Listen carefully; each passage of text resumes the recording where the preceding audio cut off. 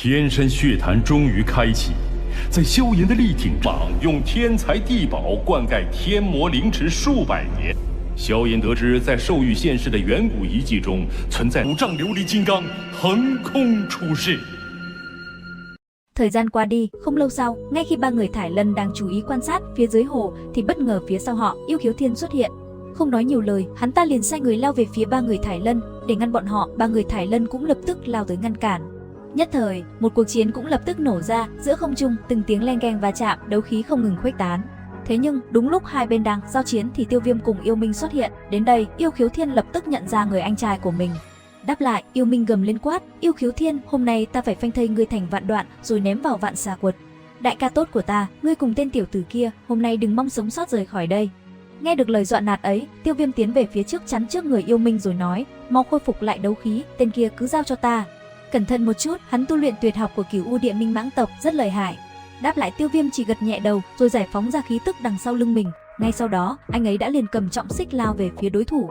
Vừa giao chiến, hai người cũng vừa võ mồm vô cùng quyết liệt. Sau một hồi, hai người tách ra, Yêu Khiếu Thiên liền tung ra một cự chưởng. Đối diện với nó, dị hỏa tên tay Tiêu Viêm hóa thành một thủ ấn màu hồng đậm, lập tức phóng về phía Yêu Khiếu Thiên. Khoảnh khắc hai đòn công kích va chạm, một tiếng ầm nổ vang bạo phát, kinh khí bắn mạnh ra xung quanh, rồi liền biến mất trong hư không. Đến đây, Yêu Khiếu Thiên kết thủ ấn, một chiêu hoàng tuyền chỉ xuất ra, nhất thời từ trên trời cao, một hư ảnh ngón tay khổng lồ chậm chậm hiện ra. Chớp mắt, theo sự điều khiển của Yêu Khiếu Thiên, ngón tay khổng lồ chậm chậm ấn xuống rồi hướng thẳng về phía đỉnh đầu Tiêu Viêm mà đánh tới. Đối diện với nó, sắc mặt Tiêu Viêm trở lên lạnh lùng, anh ấy tiến lên một bước, trên tay phải nhanh chóng hội tụ đấu khí tạo thành màn chắn đón đỡ. Thế nhưng, màn chắn cũng ngay lập tức vỡ nát. Đến đây, Tiêu Viêm liền kết ấn, trong không gian hư vô, hai bàn tay màu vàng khổng lồ xuất hiện. Khi bàn tay mở ra, một khe hở hư không như muốn hút cả đất trời vào bên trong xuất hiện. Sau đó anh ấy hét lớn quát: Đại Thiên Tạo Hóa Chưởng, thu cho ta. Dứt lời, ngón tay khổng lồ kia bị lực hút từ lỗ đen quỷ dị dần nuốt lấy. Giờ khắc đó, nơi đây như trở nên yên lặng, chỉ còn từng tiếng rít gào vang lên mà thôi. Chỉ trong nhát mắt, không hiểu vì sao dưới uy lực thôn phệ kinh khủng của Đại Thiên Tạo Hóa Chưởng, hoàng tuyền chỉ đã bị lỗ đen kia hút sạch. Đến đây, Yêu Khiếu Thiên tức giận quát: Tiểu tử, xem ra ta vẫn coi thường ngươi rồi. Vừa nói, tay hắn ta vừa kết ấn, thân thể liền hóa thành một con cự xà rồi hét lớn: Phong ấn kỹ năng, Hoàng Tuyền Đại Ấn. Thanh âm vừa dứt, ngay tức khắc, một cái cự ấn khổng lồ đã lơ lửng giữa không trung. Sau đó, đuôi mãng xả vung lên đập bay thủ ấn về phía đối thủ. Thấy vậy, Tiêu Viêm lập tức dùng lực lượng trong cơ thể đón đỡ. Tuy nhiên, lực lượng của cự ấn này quá mạnh, nó lập tức ép Tiêu Viêm phải lùi xuống đáy hồ. Chưa hết, sau khi dùng thủ ấn áp chế Tiêu Viêm xuống đáy hồ, con mãng xà khổng lồ còn phóng thân hình xuống phía dưới, dùng kinh lực gia tăng năng lượng cho thủ ấn, khiến mặt nước như muốn nổ tung, kinh khí lạnh như băng lan tràn ra xung quanh, làm ba người Thải Lân đứng bên ngoài cũng không chịu nổi. Ở phía trên, nhìn thấy Tiêu Viêm không chịu nổi lực lượng của cự ấn, Yêu Khiếu Thiên trong bộ dáng mãng xà cất lên tiếng cười khoái chí. Thế nhưng, bất ngờ vào lúc ấy từng trận rung động bạo phát, từ dưới mặt nước, cự ấn bị hất bay ngược lại, bắn thẳng về phía Yêu Khiếu Thiên. Sau đó, thân hình Tiêu Viêm khổng lồ vàng rực lạnh lùng hiện ra, thanh âm vang lên quát: Muốn trấn áp ta, ngươi còn chưa đủ tư cách. Lời vừa dứt, hư ảnh hình bàn tay nắm một đóa hỏa liên 4 màu rực rỡ hiện ra.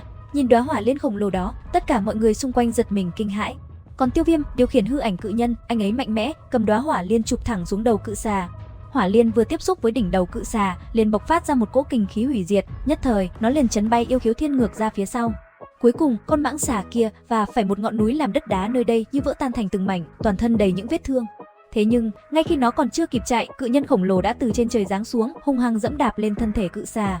Ngay khi Tiêu Viêm đang chuẩn bị kết liễu, Yêu Khiếu Thiên thì trên bầu trời, đại trưởng lão dẫn theo hàng trăm đạo thân ảnh xuất hiện, đứng ở chính giữa, lão ta thanh âm vang lên quát: Tiểu tử, dám đến Cửu U Địa Minh Mãng tộc dương oai sao? Minh xà vệ nghe lệnh, bắt người này cho ta. Thanh âm vừa dứt, hàng loạt bóng ảnh trong nháy mắt đã lao lên, cùng lúc đó, dưới chân Tiêu Viêm một tiếng nổ vang vọng. Chớp mắt chỉ thấy con mãng xà kia đã bay ra được khỏi bàn chân của Tiêu Viêm, ngay sau đó, nó liền hóa thành hình người, thanh âm vang lên quát: Tất cả trưởng lão nghe lệnh, bay vạn xà đại trận, lấy mạng người kia cho ta. Nghe vậy, những cường giả thực lực ngang cấp trưởng lão liền nhanh chóng phân tán rộng ra, tạo thành một cái đại trận kỳ dị bao vây lấy Tiêu Viêm. Thế nhưng đột nhiên, Yêu Khiếu Thiên lại nhìn ra xa rồi trầm giọng nói: Các thủ lĩnh bộ lạc về trước đi, chuyện ở đây bổn vương tự mình giải quyết. Nghe vậy, một vài người không dám cãi lệnh đành phải quay đầu rời đi. Tuy nhiên, ngay khi bọn họ còn chưa đi, Yêu Minh đã từ đâu xuất hiện nói: Yêu Khiếu Thiên, người đem những thủ lĩnh bộ lạc này đuổi đi là muốn ém nhẹm việc giải quyết với ta đúng không? Yêu Minh tộc trưởng, làm sao có thể, không phải ngài tu luyện bị tẩu hỏa nhập ma mà đã vẫn lạc sao? Hắn ta chỉ giả bộ thành đại ca của ta mà thôi, tất cả trưởng lão còn không vận chuyển đại trận lấy mạng chúng đi. Yêu Khiếu Thiên, ngươi mới như vậy mà đã vội vã muốn diệt khẩu sao? Hàm trưởng lão, Minh trưởng lão, Liễu trưởng lão, năm đó các ngươi chính là người thân cận nhất của ta, hay là các ngươi ngay cả ta cũng nhận không ra sao? Đây thật sự là Yêu Minh tộc trưởng, khí tức của ông ấy, ba người chúng ta quen thuộc nhất.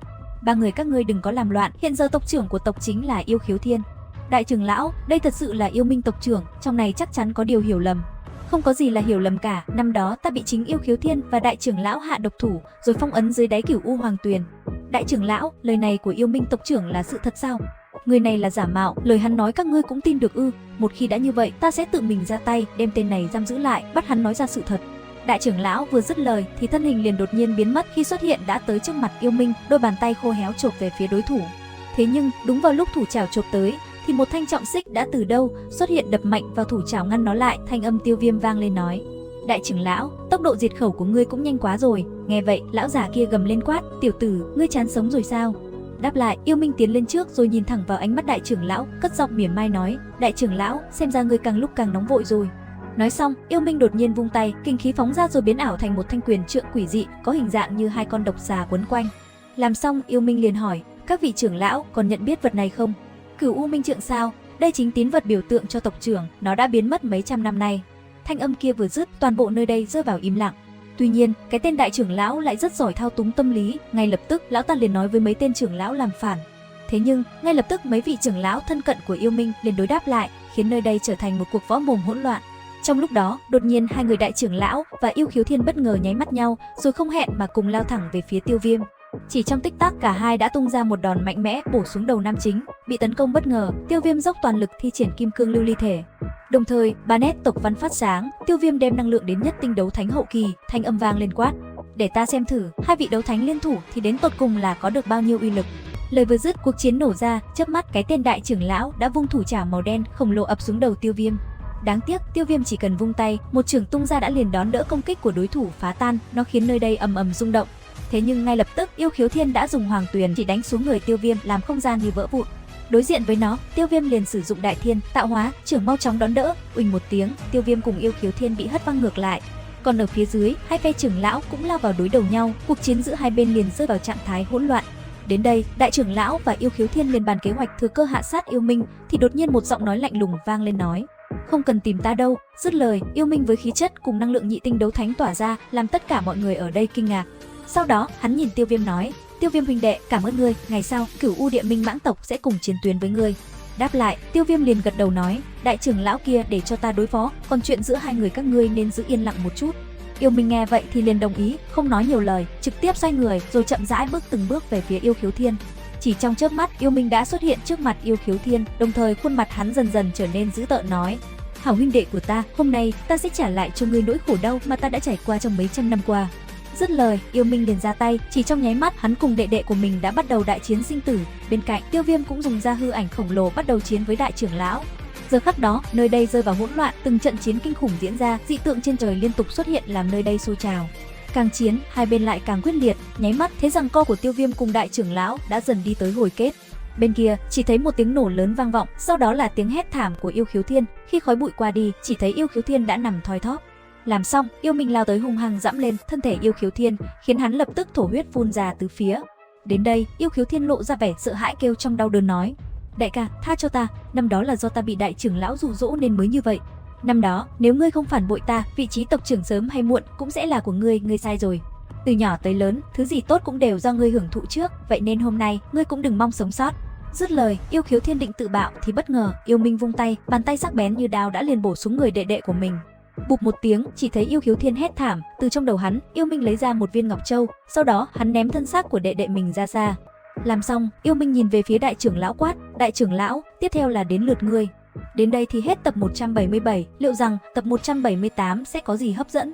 Theo dõi kênh YouTube Review 5 phút để biết thêm chi tiết nhé. Xin chào và hẹn gặp lại.